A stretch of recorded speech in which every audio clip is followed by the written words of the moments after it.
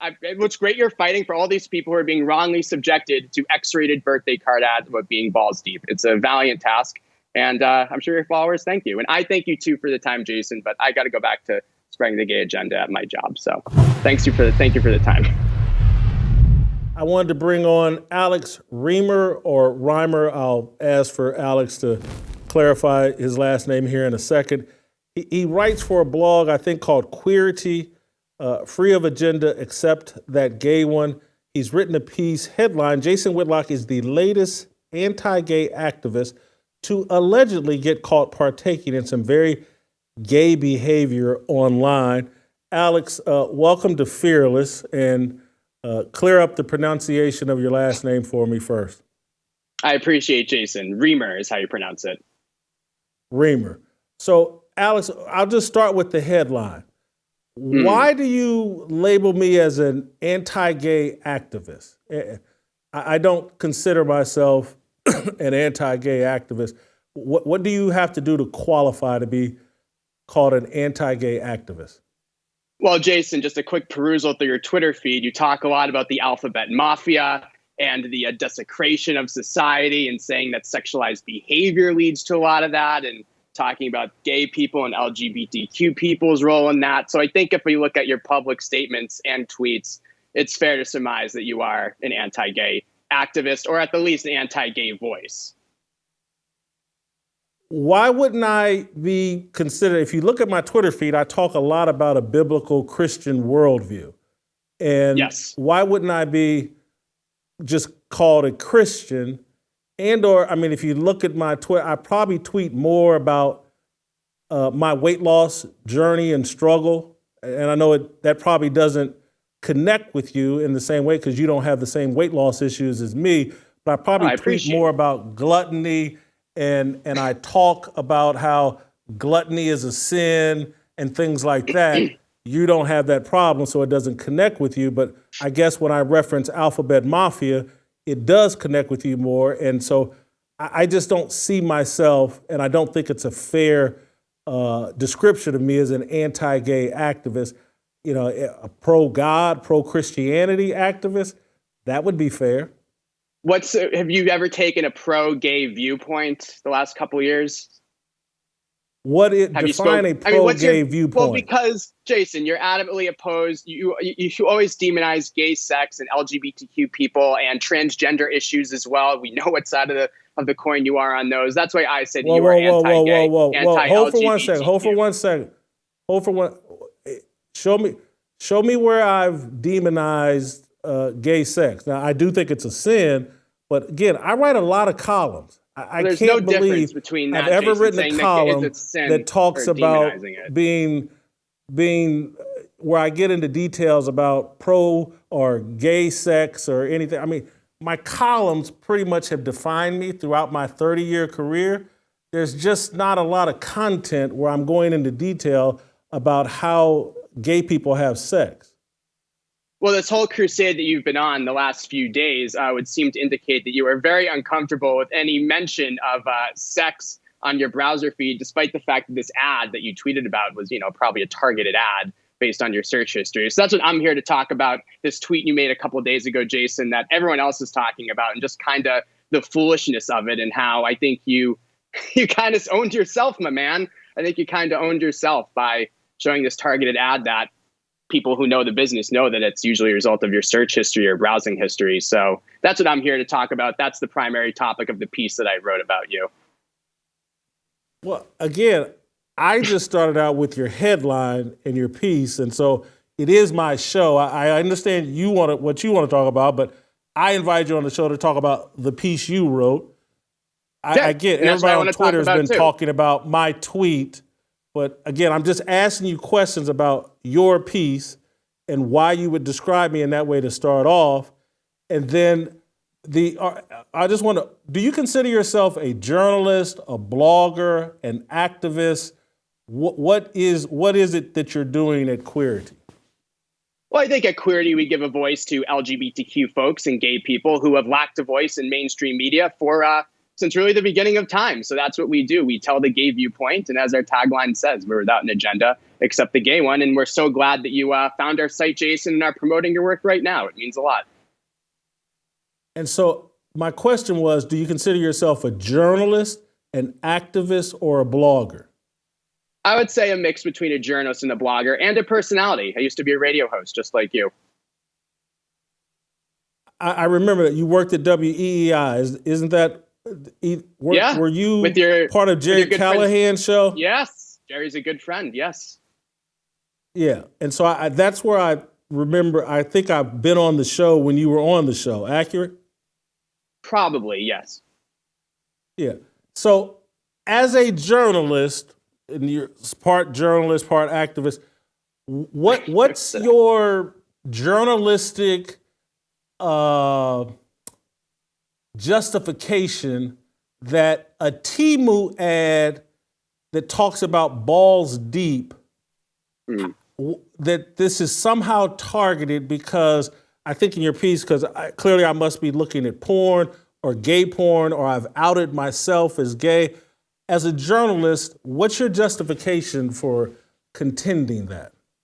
My justification for contending that is that if you know how display advertisements work on a lot of these websites, right, Jason? They target you for your specific interests. How many times have you been talking to your friends about something, and then all of a sudden that very product you're talking about appears on your Instagram feed? You know, and I logged on to ESPN's NFL standings the other day just to do a test. I saw an ad for the Cleveland Hotel in South Beach, which I'm sure you're familiar with. Why? Because I Google about warm weather destinations and I want to go away, and I like Miami in particular. So it makes sense that I would see a targeted ad based on my interest. I don't believe, and I would say hundreds of thousands of people have told you this online, that you would just randomly get an ad for a very X-rated birthday card just out of the blue. I know you've been tweeting about, the alphabet mafia is after you and ESPN and Disney are after you, but I don't think it's really that Machiavellian. Alex, as a journalist, I hear that. We've heard a lot of that. Ads that are targeted towards your interests. I got it. We've heard that all over Twitter, but I just want to know, as a journalist, do you think that me tweeting out one temu ad is an indication of the ads that I see on a regular basis when I visit ESPN and other websites all day, because I'm on the web all day? You think I don't primarily or all the time get hotel ads or weight loss ads or a bunch of, the only thing I ever get and ever got was this one temu ad? Well, the Balls Deep birthday card, I think, is different than the temu ad that you've been talking about. There's been two. That's the same company. Yeah, but different products. And the card Jason, no, is from Temu, but Jason, do you think that's the only ad I ever get or ever have gotten? I don't think that, but you did receive it, and it's scary to think, but these algorithms don't make a lot of mistakes. So why did you get that ad? That would be the question. To my knowledge, and granted, I'm not paying attention to every banner ad I've ever received, I'm not getting dirty X-rated birthday cards about being balls deep into somebody. Even though, that might be more fair in my interest than yours. I don't know. But why? That's just the question that we're asking. Okay, Alex, tell me this, because I don't know. But Alex, I'll say this. Because I have a heterosexual view of the world, when I hear balls deep, I think of heterosexual sex. And so I've watched everybody on the internet connect balls deep to homosexual sex, and I'm like, oh, I didn't know that. And so then I went to Google and punched in balls deep to see what would come up, because this is something I didn't know. I interpret the world through a heterosexual lens. I don't hear balls deep and think gay sex. You do. So I get why you're gay. And so when I look up the balls deep meaning, I see all kinds of definitions. Deep sexual penetration, which the balls are almost into, can be used as an expression for something overwhelming, exaggerated. I saw most of it, extremely to the fullest extent. I see most of this stuff. Balls deep is a sexual expression. It means penetration to your balls. Jason, you're searching balls. Your penis inside her vagina with your driving deep inside. So again, when I saw the ad, because of the way I'm wired, I'm like, why are they putting this promiscuous heterosexual lust on ESPN? It's the Jason, exact same complaint I had gotta tell you, when I saw a woman in a T-shirt that says, I lick, swallow, and suck, and I complain about that. I got to tell you, though, Jason, by searching more information about balls deep, I think you're only going to get more of these kinds of ads. So it's like a self-defeating prophecy. So you don't care? Then why did you tweet about it and are making now? And congratulations, because to you, I do care about that, and I'm trying to find out why it's happening. If it happens with kids, I'm very much aware that when I go looking into Deshaun Watson or TD Jakes or any of these stuff that I talk about on my show, when I go deep into the raunchiness to figure out what I'm going to talk about on this show, I'm aware that I'm exposing myself to perhaps other raunchy stuff. But I'm just telling you, then maybe when you I saw the words balls deep, I Right. interpreted it from a heterosexual point of view, and I find out when I go, like, because I'm like, why is everybody else seeing this as gay? And then I go to the internet and it backs me up. I'm just like, oh, well, they're wired to see things one way. I'm wired to see things another way. But despite your Christian life, you are very familiar with going balls deep into somebody. Is that what we're getting out of this? Alex, oh God, you're a comedian. That is so funny. Oh, that is, I just can't stop laughing. That's so funny. Thank you, Jason. You said, are we going to have a real discussion? Because you're an activist, a blogger, a comedian, and a journalist. I never said activist, but I would sign on to comedian. But I only have a couple minutes left, Jason. I do have a day job that I gotta get back to spreading the gay agenda. So there's a couple more minutes here. Let me just get more to a few little factual things in here that are just like, you're a journalist. You say that in 2012, I got fired or blown out at Fox Sports over my Jeremy Lin tweet. Who told you that?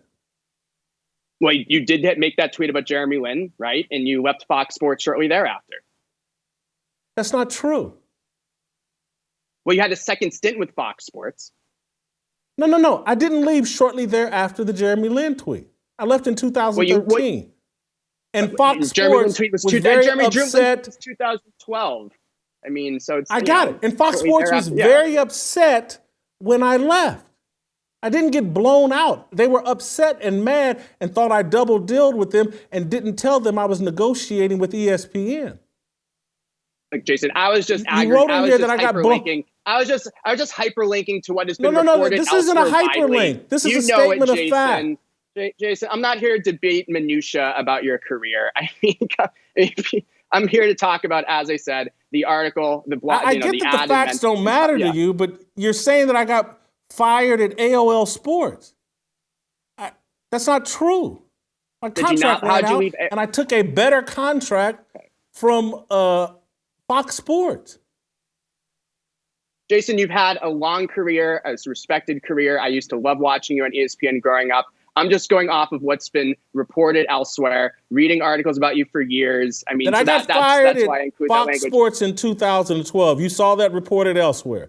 That I got fired at AOL Sports. I said you left, blown out. No, you said I got blown out. Shortly thereafter, Jason, 2013 is not that long after winter of 2012, which is when the Jeremy Lin tweet was made, correct? So, I mean, I think we're just quibbling over semantics here. No, I think if you say that someone got blown out, let me find. While always difficult to manage, if you want to talk about journalistic after leaving the star at ESPN, he worked briefly for AOL Sports and Fox Sports, blowing himself out of each opportunity. These people were trying to sign me to new contracts, and I took better contracts elsewhere. Well, in the future, Jason, if I were to write about your career, I'll make sure to give you a call. I have your producer's number now, and you can tell me exactly how those conversations went. I was not privy to those conversations, and as I said, I know, but you're a journalist. Repeating. You don't have to write things you don't know about. You follow me on Twitter. You're familiar with me from your WEEI days. You could have asked questions beforehand. You're making the assumption, like part of your argument is like, Whitlock got one Temu ad, and that speaks for all the ads he gets anytime he logs on the internet. You're still getting them. You're still getting them, Jason. You're still getting them. So I appreciate the conversation. I know I'm still getting Temu ads. I just saw the lick, swallow, and suck one. And again, I don't know. There's millions of other people being subjected to this. And I get that you're pretending like it only happened to Whitlock. It's great you're fighting for all these people who are being wrongly subjected to X-rated birthday card ads about being balls deep. It's a valiant task. And I'm sure your followers thank you. And I thank you, too, for the time, Jason. But I got to go back to spreading the gay agenda at my job. So thank you for the time. Good luck, Alex. Thank you. Thank you for making the time.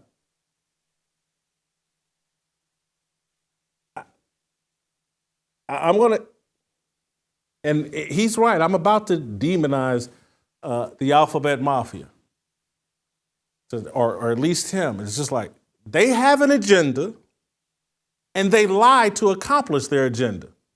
Deception is a huge part of their agenda, and lying. And it